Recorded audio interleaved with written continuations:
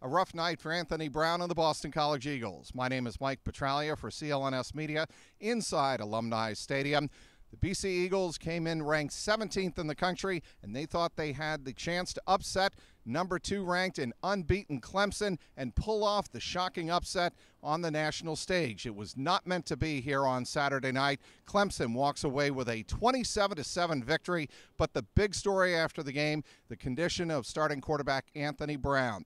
He left early in this game, as a matter of fact, at the end of the first offensive series, with what Steve Addazio termed after the game internal injuries. He was taken to a local hospital for observation. No further details were made available after that first offensive series. It was up to E.J. Perry to take over the BC offense, and quite frankly, he struggled. BC only managed 113 yards of total offense on the night. They only had 24 at halftime, and that gave you some indication of the struggles BC was going to have offensively.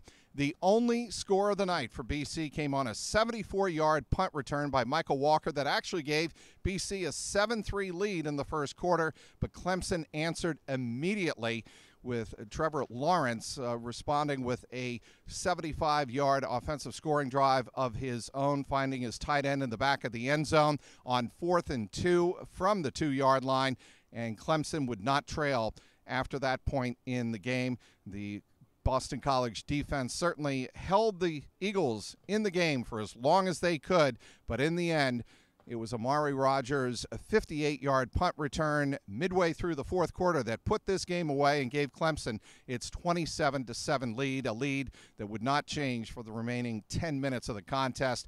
Clemson remains undefeated at 10-0, and they clinched the Atlantic Division of the ACC Conference, and they will be in the ACC Championship game in Charlotte on December 1st. Boston College now has to regroup at 7-3 going into the game at Florida State next week, knowing they may be without their starting quarterback Anthony Brown and have to rely on E.J. Perry. They also may be without A.J. Dillon.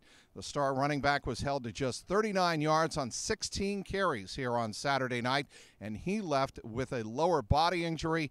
Again, Steve Addazio would not provide any further details except to say it's an injury that really bothers a running back of his style. As for E.J. Perry, Steve Addazio said, we're going to have to figure out in the next couple of days whether or not the package we want to run with Anthony Brown can be run with E.J. Perry. BC obviously has to regroup, not only to think about getting back on track against Florida State, but they have the number 13 ranked Syracuse Orange coming here in 2 weeks to Alumni Stadium for the home finale.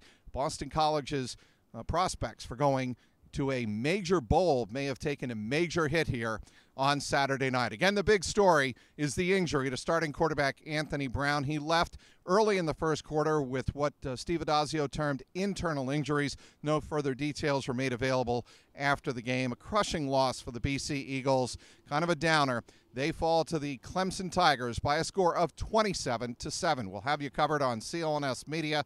Be sure to follow us on Twitter at CLNS Media. Inside Alumni Stadium, I'm Mike Petralia, CLNS Media.